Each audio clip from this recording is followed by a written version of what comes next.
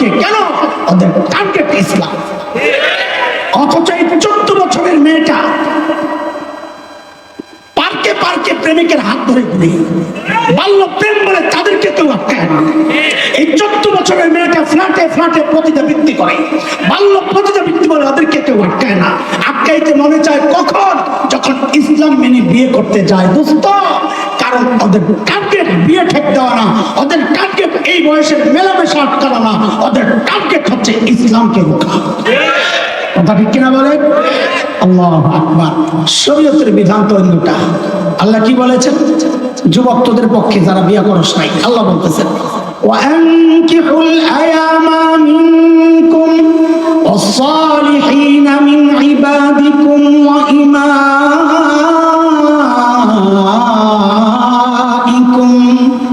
In ইয়াকুনু ফুকারা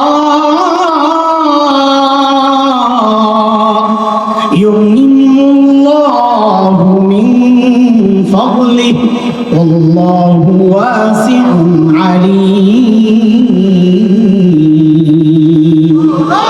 আল্লাহ বলেন ছেলে মেয়ে বড় হয়েছে, বিয়ে করাবে। তো অনেকে চিন্তা করবে হুজুর বিয়ে করাবে, কামাই রোজগার নাই, খাওয়াইবো কে? চিন্তা আছে না? আল্লাহ কি বলেন? ইয়াকুনু ফুকারা। ওই চিন্তা কি তোর? ইয়াকুনু ফুকারা, ওরা যদি গরিব হয়, ইউগনিহিমুল্লাহু মিন ফাদলি, আল্লাহ তার অনুগ্রহ দিয়ে, দয়ার করম দিয়ে আল্লাহ তাদেরকে ধনী বানায় দিবেন। বিয়ের বরকত আল্লাহ ধনী বানায় দিবেন। তুমি গরিব হওয়ার চিন্তা করতেছ। শয়তান চিন্তা করছে আরে হুজুররা যেমনি তাড়াতাড়ি বিয়ের উৎসাহ দিতেছে, আমার কাম তো বন্ধ হয়েছে। কারণ অত সবচেয়ে বেশি খুশি হয় জামাই বউরে আলাদা করতে পারলে। তো নতুন একটা সম্পর্ক জোড়া লাগলে কষ্ট লাগে না? এটা ঠেক দেওয়া লাগবে। অনেকে চিন্তা করে হুজুর সব জায়গায় খালি আপনারা ষড়যন্ত্র গন্ধ পান। শয়তান বিয়া ঠেক দিলে আর কি লাভ? দোস্ত, বিয়া যত কঠিন হবে জিনা তত সহজ হবে। টার্গেট আরেক জায়গায়। ইসলাম টার্গেট। মনে আছে পিছনের কথা? ইসলাম টার্গেট ইসলাম। তো এই প্ররোচনার কারণে অধিকার, ওই যে সমান অধিকার, মনে আছে পিছনের কথা? এই প্ররোচনার কারণে সাধারণ মানুষদের দিলের মধ্যে একটা সংশয় তৈরি হয়ে গেছে। এই সংশয়ের একটা বড় প্রমাণ আমার মুসল্লি এইভাবে বলতেছি, আমি মসজিদে যে জুমা পড়াই, যেখানে জুমার বয়ানে আমি শুধু ওয়াজ করি না, আমি বরং ওয়াজের চেয়ে বেশি করি ওয়াজ। কি করি? এই কথা বলেন না। ওয়াজের চেয়ে বেশি কি করি? ওয়াজ করি, ওয়াজ ধোলাই। তো আমি যাদেরকে ধোলাই করি, আমার বিশ্বাস আজকেও ধোলাই করছি, ওয়াজ করছি আলহামদুলিল্লাহ। আমার বিশ্বাস আমি যাদেরকে ধোলাই করি তাদের দিল দেমাগ আলহামদুলিল্লাহ এই ফিতনা থেকে বেঁচে থাকার কথা। সেই আমার মুসল্লি এসে একদিন আমার কি কয় জানেন? একজন হুজুর যাই বলেন না, এই বিধানটা না আমার কেমন কেমন জানি লাগে। আপনি তো নাউজুবিল্লাহ কইছেন, আমি আর নাউজুবিল্লাহ কই নাই।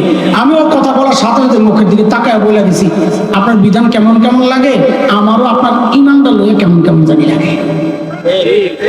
এই কথা কি আমার নেই?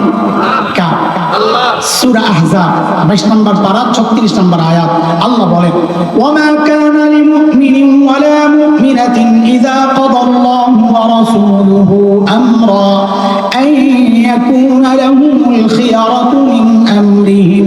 আল্লাহর রাসূলের কোন বিধান আসার পর কেউ যদি বলে কেমন কেমন লাগে, তার ঈমান নাই, বরং যেমনই লাগুক মেনে নেওয়ার নাম হচ্ছে ইসলাম। কথা ঠিক কিনা? তারপরেও আমরা জানি আপনাদের ভিতরে ভিতরে একটু খসখস থাকতে পারে। এটা পরিষ্কার করা আমাদের কাজ। মৌলবীর কি কাজ? এটাই কাজ। আপনাদের ভিতরে যেন কোনো সংশয় না থাকে। ইসলামের, শোনেন একটা কথা মনে রেখে, ইসলামের প্রতিটা বিধান যৌক্তিক। যুক্তি বুঝার ক্ষমতা আমার নাই, এটা আমার দুর্বলতা। ইসলামের বিধানের দুর্বলতা না। বলে এটা কেমনে যৌক্তিক হইল? একই বাবার ছেলে, একই বাবার মেয়ে, ছেলে পাবো 2, মেয়ে পাবে 1, এটা কেমনে যৌক্তিক হইল? একটু বুঝে আগে বুঝেন। ওরা কি চায়? ইসলাম কি দিয়েছে? নারীবাদীরা চায় সমান বন্টন। কি চায়? আমার সাথে কথাটা বলেন। নারীবাদীরা কি চায়? ইসলাম করেছে ন্যায্য বন্টন। বলেন তো, নারীবাদীরা চায়, ইসলাম করেছে। এখন তো আপনি করে আবার সমান বন্টন আর ন্যায্য বন্টন না বুঝাইলে বুঝবেন না। এ পোলাবেন আছে না? আচ্ছা হুজুর আপনি দেখি সাইজটা একটু দেখি, দাঁড়াচ্ছে, তুমিও দাঁড়াও, তুমিও দাঁড়াও। ওই দুজন ঠিক আছে, সামনে। আরে দাঁড়ানো, ওদিকে দাঁড়াও, কেবলা ওদিকে বানাবে। এর চেয়ে ছোট একজন দরকার। সাবাস, পাওয়া গেছে। আসো আসো আব্বা, আসো দ্রুত, সময় কর। এই তো মাশাআল্লাহ, ফাইন। ওদিকে ওদিকে তাকান, আবার দাঁড়াও, তোমার বই ঠিক আছে, ডরাইতেছি কি জন্য? আর আমি কিছু বলুন না তো। খেয়াল করে কি বুঝাইতেছি? ন্যায্য বন্টন আর সমান বন্টন। ওরা কি চায়? ইসলাম কি করেছে? সব সময়ের জন্য মনে রাখেন, দুনিয়ার সব জায়গায় সমান বন্টন মানি একজন ঠকবে, কেউ না কেউ ঠকবে। বাবার ছেলের জামা বানাইতে কাপড় লাগে 6 গজ, বউ বলে সবসময় তুমি আমার পোলারে ঠকাও, এইবার ঠকাইবে না তো কি করবো? মাঝখান দিয়া কাটবা 3 গজ 3 গজ। বাপের জামা হইব, হইব, ওই জামা গায়ে দিয়ে আপনাদের সামনে আসতে পারবো না, ওই বাবির কাছেই যাইতে পারবো, ঠিক কিনা? ওসি সাহেব আর একজন সাধারণ এসআই যদি বলে বেতন সমান সমান, একজন ঠকবেন কিনা? কে ঠকবেন? ওসি। খতিব সাহেব আর মুয়াজ্জিন সাহেব মসজিদের যদি বলে সমান বেতন হবে, একজন ঠকবেন কিনা? কে ঠকবেন? খতিব সাহেব। তো সমান মানে হচ্ছে কেউ না কেউ ঠকবে। এখানে বুঝে ধরেন একটা দেয়াল গেছে, প্রথম যখন লম্বাটা ওর নাকের নিচে দিয়া, মানে ঠোঁট বরাবর, এই দেয়ালটা এদিকে আসছে, তখন দ্বিতীয় জনের চোখ ঢাকছে কিনা? কথা বলেন না। তৃতীয় জনের কপাল ঢাকছে কিনা? ঢাকছে। এখন দেয়ালের ওই পাশে কিছু একটা এমন হচ্ছে যা 3 জনেরই দেখা দরকার। কয়জন দেখবে? কয়জন দেখবে? এখন কি করা? পাশের বাড়ির হুজুরের মায়া লাগছে, হুজুর 3টা ইট ছিল ঘরে, বাড়ি বানায় রয়েছে, ওই ইট 3টা পাঠায় দিছে, নেরে বাবা এই 3টা ইট দিয়ে তোরা দেখার ব্যবস্থা কর। এখন এই 3 জনের মধ্যে কেমনি বন্টন হবে?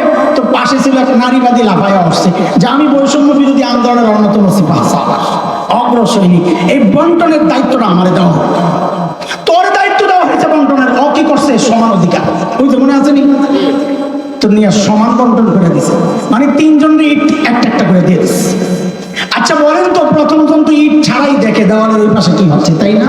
ওর ইটের দরকার আছে, ও এক ইট পাড়া দিয়ে খাড়া দিছে, ওর কোনো পরিবর্তন নেই। মাঝখানেরটার উপকার হয়েছে, ওরে একটা দিছে, এখন ওর চোখ বাড়ছে, এখন দেখে। কিন্তু এই যে 1 নম্বরটা, এই যে আমার পাশেরটা, ওরে এক ইট দিলেও দেখবে। এই সমান বন্টনে একজন বঞ্চিত হয়েছে কিনা? কথা বলেন, একজন বঞ্চিত হয়েছে কিনা? এখন যদি একজন আলেমের দায়িত্ব দেন, ও ভাই ইসলামী শরীয়ত অনুযায়ী আপনি 3 জনের মধ্যে 3 ইট বন্টন করে দেন, তো হুজুর বলবে ইসলাম সমান অধিকারে বিশ্বাস করে না, ইসলাম ন্যায্য বন্টনে বিশ্বাস করে। বলে ন্যায্য বন্টন কোনটা?